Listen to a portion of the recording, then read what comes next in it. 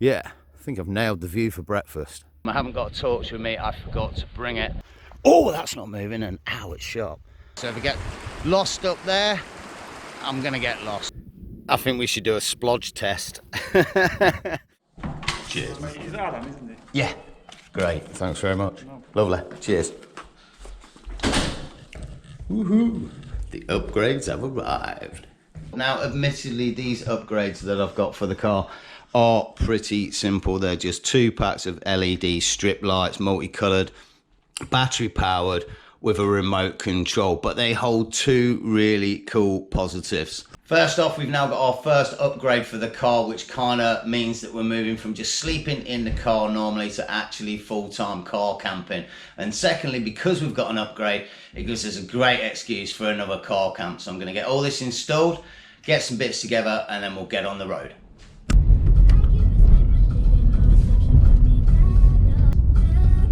So one extra already, very excited.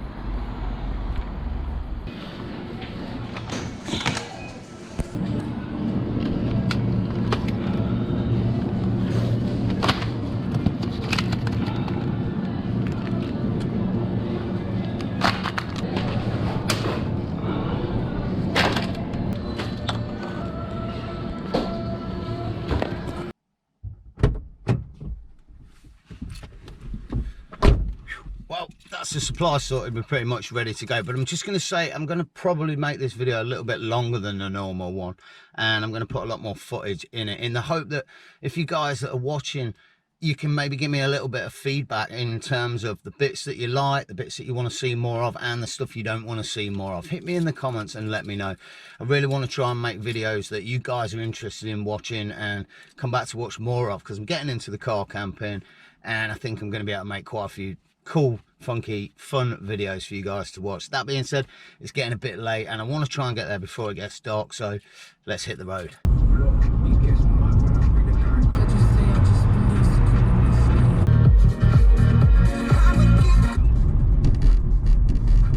I'm pretty much losing the light, but it's nice.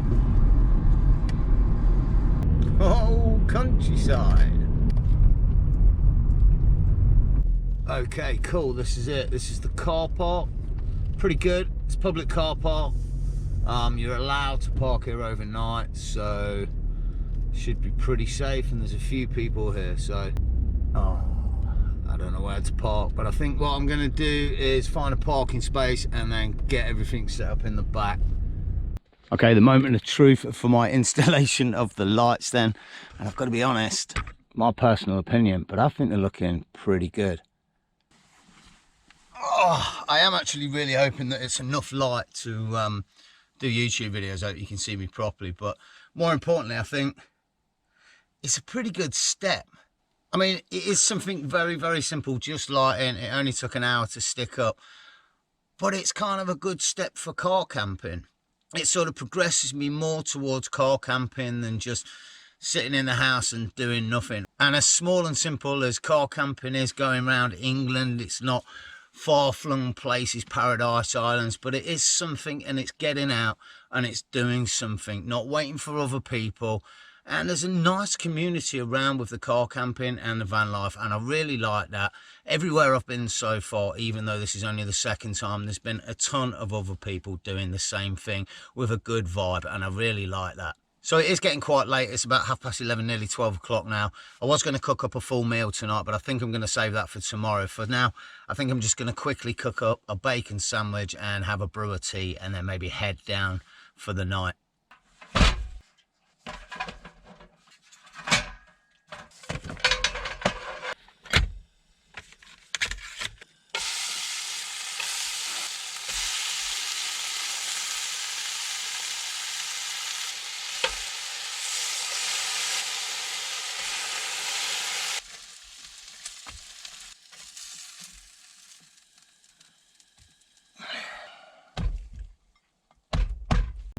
Whew, that kicked off some heat. I've definitely got to open the windows.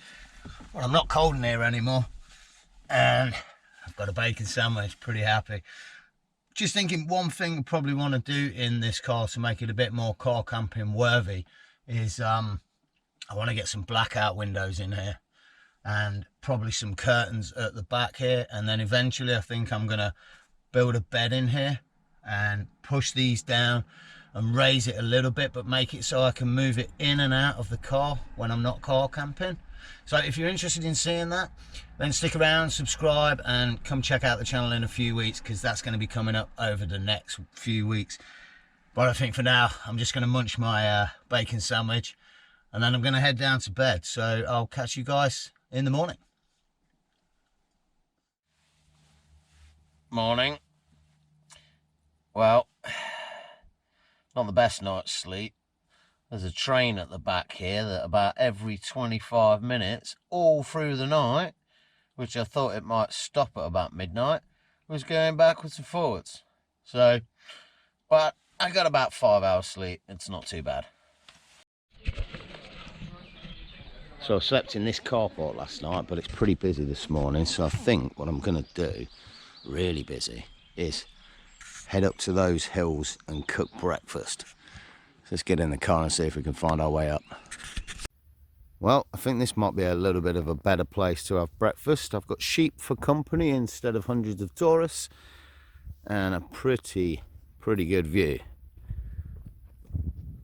Incidentally, I was going to park up here last night, but I was up there and a couple of cars pulled up down here with the lights blaring, a little bit of music, and I just didn't fancy hanging around, which is why I ended up down in the car park. But yeah, I think I've nailed the view for breakfast.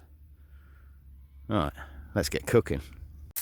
Bacon and an egg and a mug of coffee. Probably a good thing I didn't do any lamb or anything. It was the sheep in the field next to me. So I think what I'm going to do is I'm going to munch up, and then I'm going to head out around the area, especially because if you're familiar with Derbyshire, you're probably going to know the areas I'm in. But if you're not from Derbyshire or England, then this area really is quite famous. It gets 1 million visitors a year, and it's got some really nice places that are definitely worth showing you.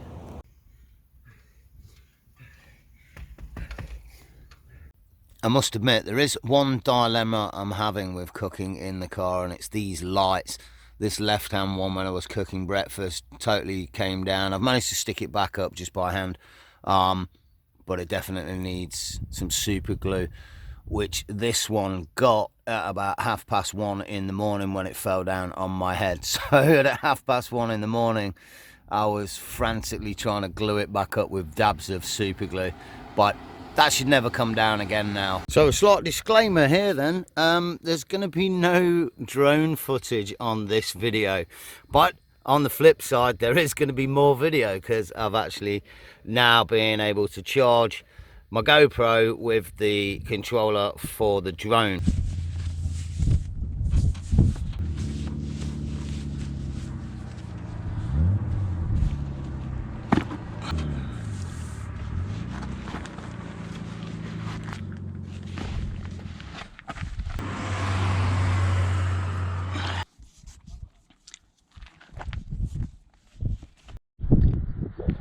Wow, I can actually see the car from here, quite a distance, but looks pretty cool on that windy road.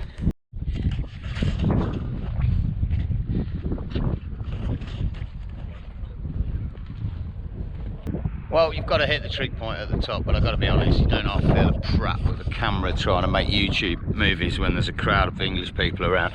But nevertheless, absolute stunning views. You can see down here, this is the Winnets Pass. That's a meandering road that cuts through the valley there. And I believe this is Castleton down here. And I believe that's some sort of like cement works, but the whole area is stunning. Also, I should probably mention this place. This is the Blue John Mine, and this is kind of where I stayed on the last video. But that Blue John Mine's pretty cool.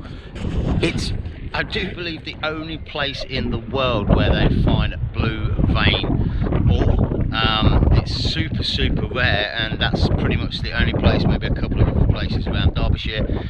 So Mum Tour's up on a hill, and it has sort of 360-degree views all the way around it, but I've got to be honest, this is probably my favourite side of it. You've got Edale down here, little village, which is the start of the Pennine Way, which stretches for like 280 miles from Middle England into Scotland. And then if you come across here, you've got what they call Kinder Scout, which is where there was big demonstrations from people in the cities many decades ago to get the right to actually come out and roam around these beautiful areas. All up there is just peat bog. It's very marshy, very muddy, and very easy to get lost up there. Do know a little story about my father when he was in the Air Force, and they came up training here in mid-winter one year, and they actually all got lost and had to get rescued by another battalion. But don't tell my dad I told you that story. So I'm pretty sure you're not going to see that, but there's actually 6 paragliders up over the ridge. The winds around here are really good for paragliding. Nearly every time I come down here, if the weather's not raining, there's somebody paragliding. Anyway, so what I think I'm going to do is I'm going to head up on that ridge behind me there just to get some nicer views.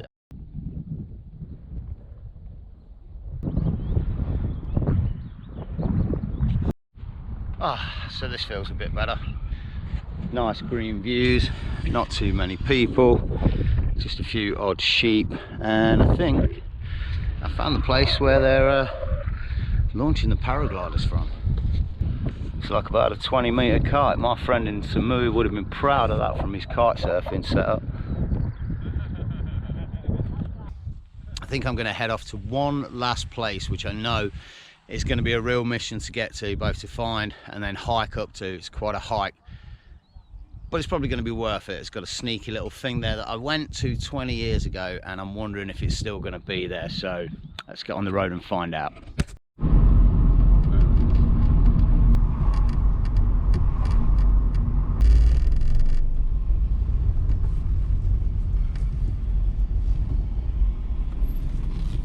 Wow, so this is nice. Just parked the car in the car park.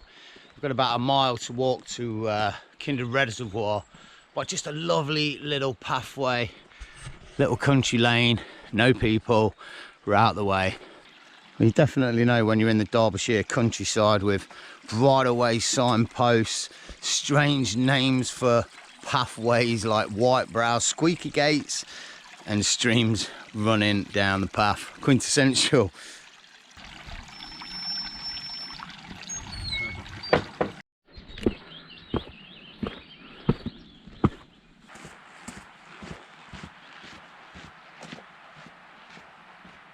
Some really nice shots of the reservoir now, then our first look at it, Kinder Reservoir, which is a good point because it's beautiful and it's nice, but it also spells a bit of a worrying point, to be fair, because after the reservoir comes a very steep climb on that ridge behind me. And I did this walk about 10 years ago when I was a lot fitter, and it was very tough then.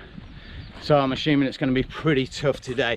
And second disclaimer of the video, I may not actually make it all the way there, simply because it's about 4 o'clock already and I don't want to be up there at night time. I haven't got a torch with me, I forgot to bring it. So we'll see how we go, but if we don't get up there, we'll get some great shots.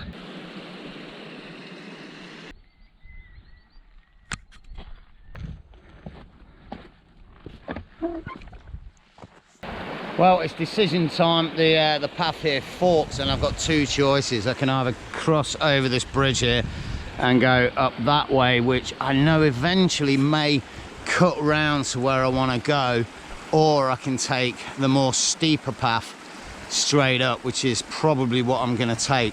What I am worried about is the fact that I have no network signal from my phone here, so I've got absolutely no GPS. So if I get lost up there, I'm gonna get lost.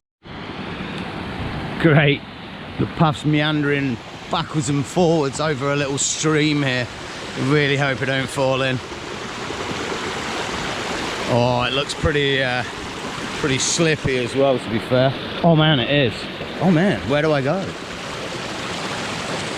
Ah, maybe. Oh, this is not good. Oh no, I really don't want to fall here. This doesn't look good. I seem to remember this being the problem the last time I was here, things like this. The path's not as well trodden as some of the other ones.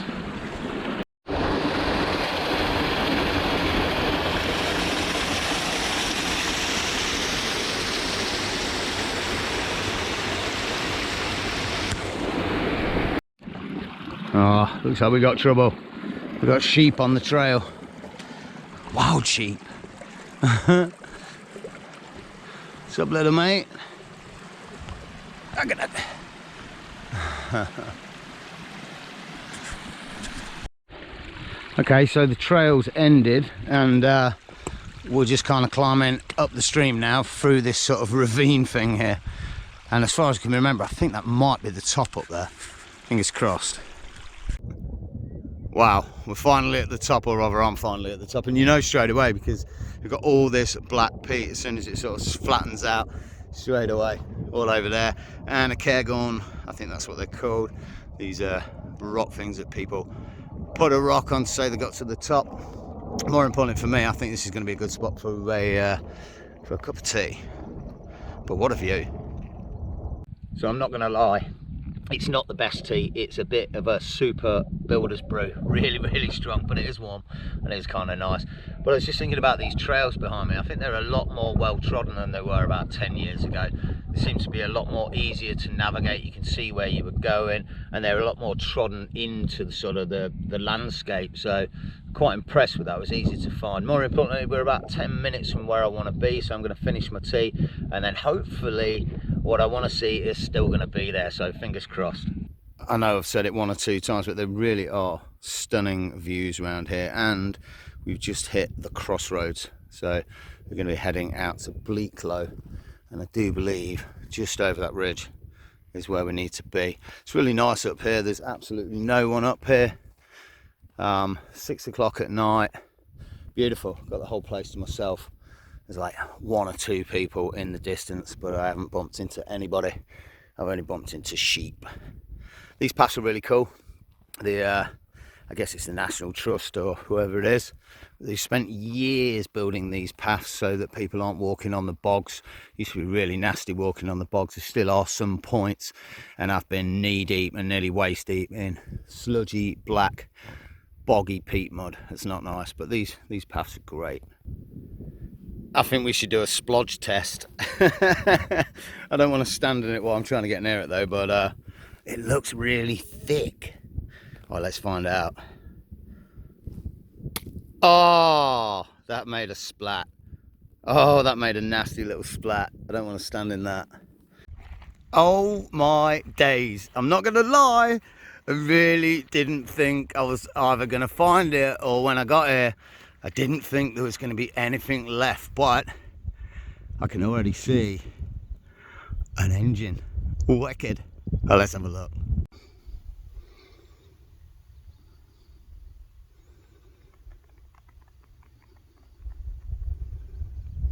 So a quick little bit about the history here. I don't know too much and I haven't got any internet connection to check, but from what I remember, there was a plane crash here in 1944, the Mill Hill crash site, not to be confused with the Mill Hill crash site where 29 people crashed and only one survived. This particular crash was only one person. The instruments probably weren't working up here because of what the magnetization in the ground or something, but compasses and things like that don't work so well. So you can imagine back in the 40s, 1944, when he was flying over, they were using pretty old instruments, and from what I gather, the cloud and the mist was quite low that night, which is also quite a regular occurrence up here, and he literally just drove into, rather flew into the side of the hill, and hence died. Now the last time I was here, I actually took a little bit of metal just so I could say that I'd taken a bit of the plane or something, but I'm not going to do that this time. It's pretty cool that people don't do it, so it's still here, but really cool. These are like, I'm assuming these are the engines off the wing. It looks like, I'm guessing two. They look pretty similar from behind, so I mean, I'm no aerial engineer, but yeah, they look like the engines. And then there's some weird, I don't know what this is. Some funky looking pipe. Don't know, it's like a drive shaft, but I'm pretty sure you probably don't have a drive shaft. Oh, maybe. Is that the wheel? Something to do with the wheel, maybe.